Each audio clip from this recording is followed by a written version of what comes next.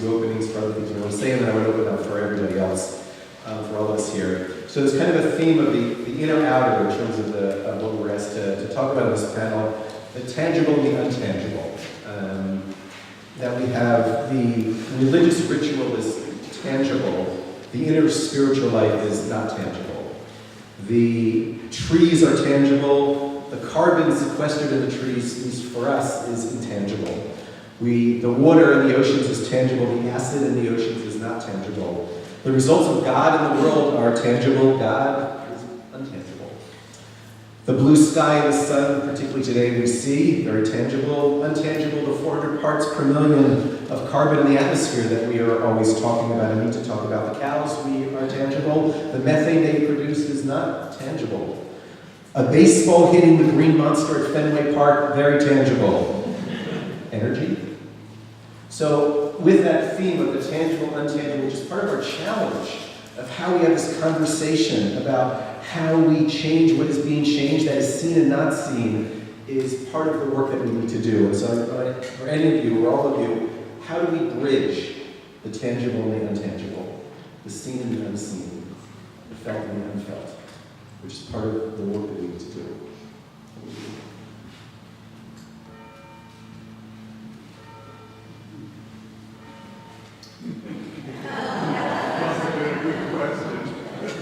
Okay, go ahead, Angus. Are these on? Can you hear us? Yes. For me, it's a really, really important question because most people dismiss what I do fairly quickly. A shaman's work has always been a traditional role in a community of a healer, but even within those communities throughout histories, frequently the shamans were like, "What do you mean, you're a human too? No, forget it." They would be outside the core of the community while communing with the core of the community and trying to keep it healed. Energy work in particular is really challenging to bring to a tangible place. This is what the two doctors that I was speaking of have been trying to do, trying to prove it scientifically. Bill Tiller, for example, is a physicist from Stanford University, and he has spent the last 40 years working on that specific aspect. How do you prove that when you put out an intention, it has an effect? It's very challenging to prove that because it's very, very subjective and not tangible. I was thinking of when you were speaking, Angus, about the inherent nature of energies, and I scribble a note here about alienation from inherent energy. We exist in this illusion in an illusion of sorts, however we want to define it based on our philosophical or religious traditions, but that this alienation, the alienation is really at the crux of so many of these things. And I remember this quote from Thomas Merton when speaking about Christianity, when actually the day before he died at this conference with Buddhist and Christian monastics in Thailand in 1968, where he was saying that Christianity rebels against alienation. And I was thinking of it in terms of not just there's the social and the natural and the spiritual alienation. And that overcoming this alienation, the extension of the inner life, the contemplative life, the life of faith, this extension of the spiritual life out. So it sounds, and we've talked about this before at other times and places, but that it sounds that there is this way of bridging between these frameworks that we've socially constructed in religions and spiritualities and all of that, but that this extension of the self outward, whether it's inherent energetics, the idea of agape, caritas, of love for others, but that's the energy there that we're working to overcome that alienation. Community. Yeah. And more so. Great, thank you. I believe we have someone with a floating microphone. Yes, Jim. So, questions for all and any?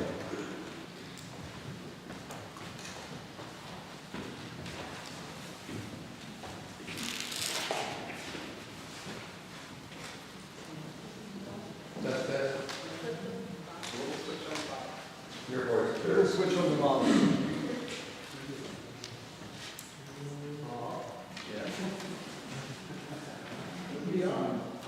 Switch on the bottom. Yeah? Switch on the bottom, little red light.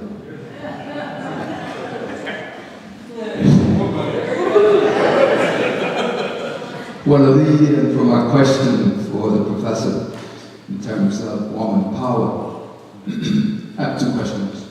One is for Will, the other is for the professor of Clark.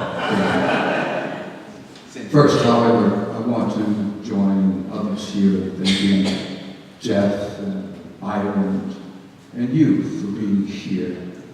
This is a special moment in the history of this continent, in this world for that matter. We're each leaders and we're showing that by being here. So I thank you for being at the vanguard of making this happen, this dialogue and this learning opportunity. But back to the questions. Well, I heard you talk about the importance of making a change in terms of nutrition, food, things of that sort in the family, the human family. So my question here is, what 1, 2, or 3 recommendations do you have for the church body, parents in particular, in terms of changing the eating habits of children? I look at the New Testament as an example. This body, it's a temple, and we have this gift. We have a responsibility for taking care of that gift. Yet I see us running to fast food. Mom, Dad don't have time to cook. It's easy to buy whatever from one of those fast food chains. And then, of course, resulting ills that you eloquently lifted up for us. So what 1, 2, or 3 recommendations, tangible steps do you have for us there? Because the conditioning is powerful. And I confess, I'm not trying to be snippet here, but I look at your colleague to your right there. And even though I've been towards vegetarian, I see Angus, and I think in terms of blue cheese, cheeseburger, Angus. So, what 3? Well, that's my question for you. In terms of my question for the professor, I picked up 2 themes as you were talking. And I commend you for your presence there, the presence in the room. I heard you say that there's a sort of indifference, if not a distance, a dissing you because you are a woman, because you are there. And yet, I'm so mindful of the power of the whole family, man, female in particular. Every man in that room has a mom, a mother. I look at the Old Testament, and I think in terms of your presence and both Esther and Vesta, people applaud Esther, and to a lesser degree, not embrace Vesta, and I hope I'm saying her name correctly. Both were equal with respect to beauty and brains. But King Hasselas, or whatever his name is, Pastor, you can talk to him on that. He got drunk, wanted her to do a lap dance for his cronies, and she said no. She had the integrity to stand up, and she said no. So my question is, what needs to change? And how can we bring about that change here in 2013 and into the future? Now, with the recent election, there was a number of articles about the presence of more women in the Senate, more women in the House, and that they may bring about a more heightened level of action, deliberation, policy making, so on and so forth.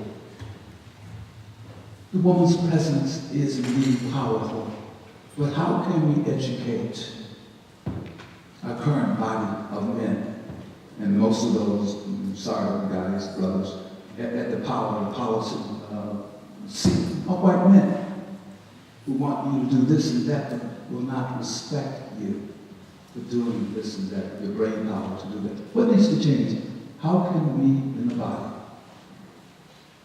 of Christ, of God, begin that process of change? Well, I think we need to take the example of how we changed tobacco consumption in this country. And a lot of that was done with kids. A lot of it was kids. And in 35 years, we've reduced tobacco consumption by 57.5%. That's huge. It's huge, right? We saved millions of lives, you know? And, of course, the tobacco company just went to foreign countries and did exactly what Fitzy is saying we're doing in foreign countries. We're dumping it on the foreign countries. Tobacco use has gone up in many foreign countries, but it's gone down here. And we did it with the kids. The second thing is, be exemplary. If you're eating junk food, guess who's watching? If you're eating bad food, aren't they going to eat bad food? You're the person they revere. You're the person that is going to teach them how to be different.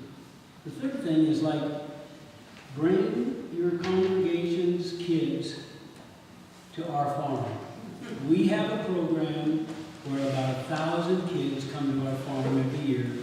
And you know what that does to their parents? They come there and say they taste organic food, they see food on the plants. They know what food is finally, instead of thinking it just comes from the supermarket or milk comes out of a box. So what happens is they go home and say, Mom, I don't want to eat that stuff anymore. And I was at Cedar Circle, they said, this is the best food and this is why you should be eating that food. So not only do the kids learn, but they teach their parents. And you know what happened with tobacco use? Tobacco use went down among adults as well as kids didn't take it up because the kids came home and said to Mom, I don't want you to die from tobacco use. I don't want you to get cancer. I want you to be safe. And we need to do the same thing with food.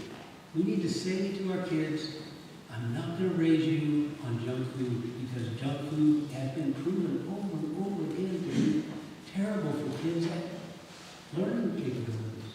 So those are the three things that we could do right away and have a dramatic impact. But the most important one is you. You have to be a good example. If you're not a good example, anything you say is a joke.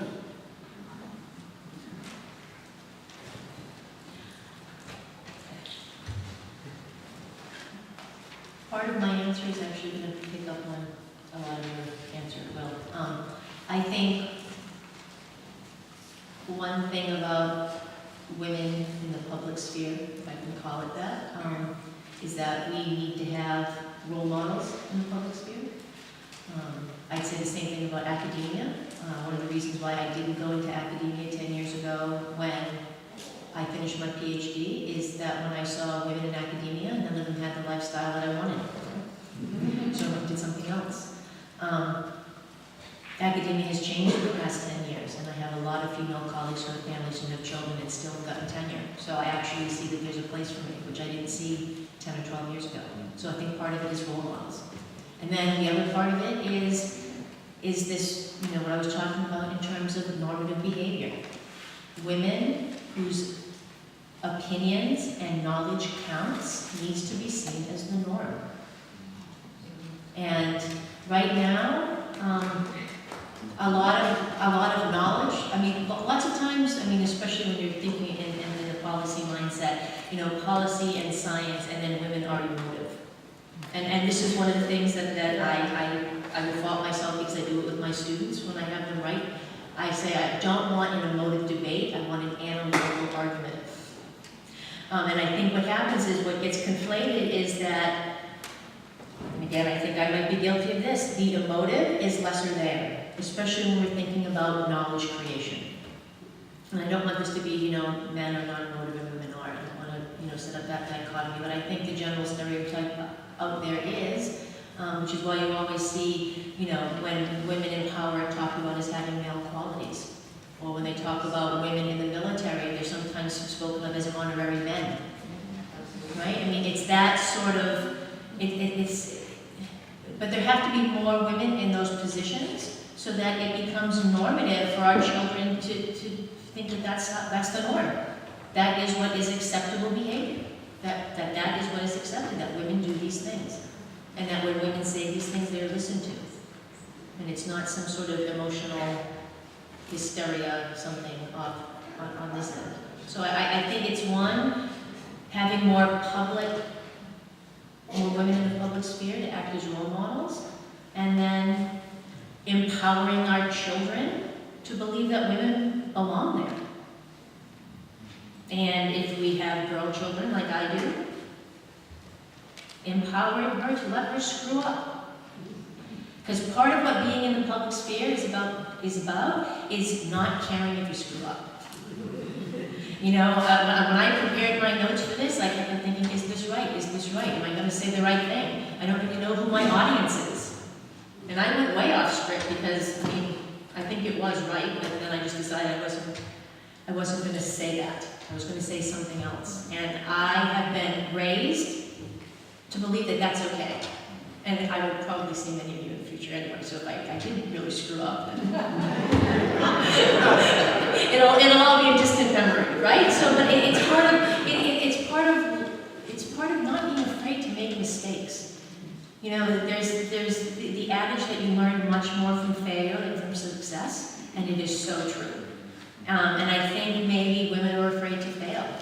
And I think if we can empower our children not to be afraid to fail, and especially our girls not to be afraid to fail, then that would help.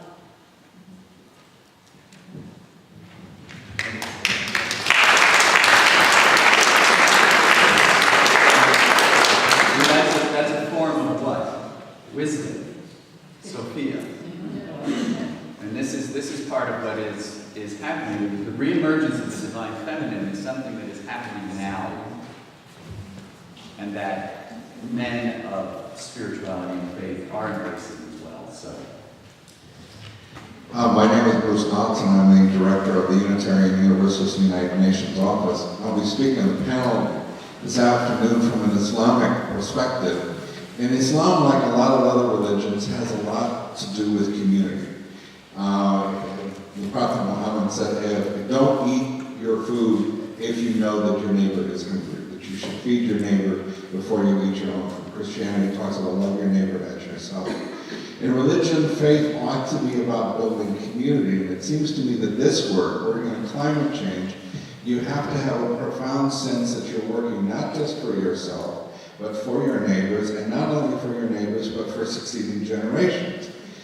And yet, we don't have a good sense of community in this country. We're probably the most individualistic country in the world. I happen to be a gay man, and there are a lot of places of worship that don't want me in there. And a lot of our faith traditions and religions are exclusive rather than inclusive. They push people out rather than bringing people in. So how do we change our faith perspective into this sense of a global community that we have to care about enough to do the work we need to do to change the situation on climate change? Because it's all changing our eating, it's changing a lot of our habits, it's petitioning our government, getting arrested, all sorts of things. That needs a profound sense of community, caring for the other person and caring for the next and future generations. And we really don't have that sense of community in this country, or even in our churches or temples or mosques. How do we reestablish that? One of the things we did at Cedar Circle when we first got there, we realized that there wasn't really a strong community, in East Thetford, and that there were wonderful people in East Thetford. Grace Paley and Bob Nichols lived there, and all these wonderful, human beings, but there was no cohesion to speak of, right? So we decided, well, first thing we'll do is we'll have a strawberry festival. And we had music and face painting for the kids and, everything strawberry you can imagine, right? First time we did it, we had 300 people. The last time we did it, we had 1,500. You know, and we're living in a small area. We're not living in Chicago or anything, where you could probably have 10,000 people in Chicago at that event, right? But a lot of the same people come every year. And then we decided we'll have dinners in the field to teach people about how to start knowing how to eat the right things, because, like, you know, we don't have, agricultural extension anymore that's teaching people how to cook. You know, so we had to teach people how to cook, we had to teach people how to eat, because people have gotten way astray. I mean, almost all the food, like I say, is processed food, right? So, you know, then we had dinners in the field, and then we had a tomato tasting day, right? And we're going to have one on the 24th of this month, so if any of you want to come, you ought to come. And then we decided, well, we'll have a pumpkin festival, right? So we have a pumpkin festival, which is really like a harvest festival. Those things become community. And so, like, people, I always tell people, look, if you want to go into an occupation where your customers love you, go into farming, because my customers hug me. And it's because of that community. You have to create a community where you are. You know, I honestly encourage you to get in touch with our educational coordinator if you're in the church, and make sure you get a tour of the farm for the kids. The kids are the key. Don't forget, I mean, those questions that he asked are critical. Kids are the key, because they're the ones that are going to take this over. And they're the ones that are going to be left with what we did to them. So community is incredibly important, and we need to figure out how we can do it any way possible. I wanted to touch on something Bill McKeever mentioned, and that was the fact that most of the movements in this country, whether ecological or political, are siloed. They have these little encapsulated sets of goals, and they can't let go of those sets of goals because they set them as the highest priority. It's very difficult to set a high priority for something that's being obfuscated at the front end, and that's what's happening with climate change. We all share certain very deep and profound connections. The community development needs to expose those connections, develop those connections, build on those rather than isolating into which is more important. So one of those connections within the developing or the development of a movement of this sort is the recognition that we're going to die if we don't get this proverbial hooey together. We all share a desire to go out in the sun. 20 years from now, we may not be able to go out in the sun. You know, we like getting it done. We don't want to get burned to a crisp. How do we share that aspect, bring that to the front of the conversation? I think there is a lot going on, like .350.org is doing a lot of that shared consciousness raising, that we're really in a dangerous place right now. But what are the things that connect us? What are the things that we do share? When I walked down this morning and I walked up to somebody who I'd never met and I just gave them a hug. And it's what I do. I connect with people just because they're there, because I love people, and because I think that each of us, especially those of us in this room who come from our various denominations of faith, really love one another, and that's what brings us together. And how to cultivate that, and not repress, but evolve beyond our prejudices and our hatreds. I mean, you ask from the perspective of a gay man in the church environment, and that is such a challenging place to be in. How does your love expand out beyond that and become part of your interconnectedness with all of us? I mean, you ask how to do it, I reflect the question, how do you do it? And then bring it further and propagate it out. That's my suggestion as as a community activist? Radical hospitality.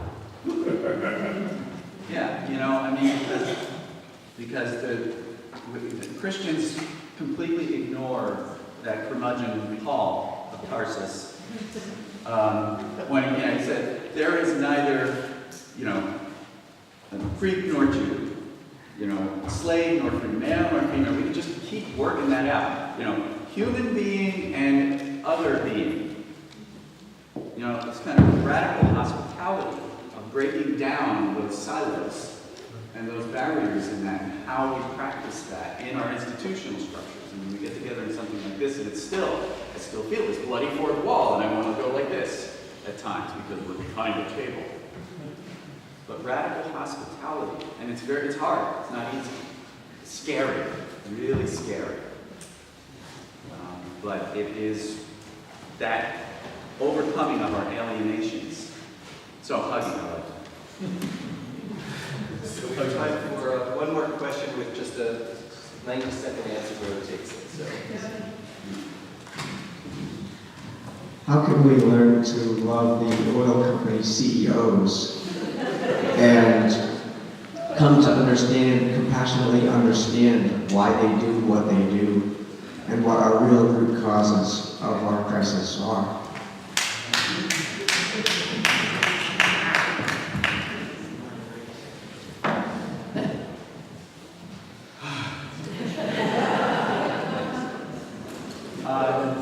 Again, by awakening the inner life. By awakening the inner life. Everyone has it. Every single one of us in here has that little throbbing emerald gem to not be touched by any of the stuff that anyone tells us to put us down, to genderize us, to classize us. I've really come to understand this just very, very recently, and especially working with Jeff and putting this together, is that we must cultivate the inner life. And that inner life doesn't mean navel gazing.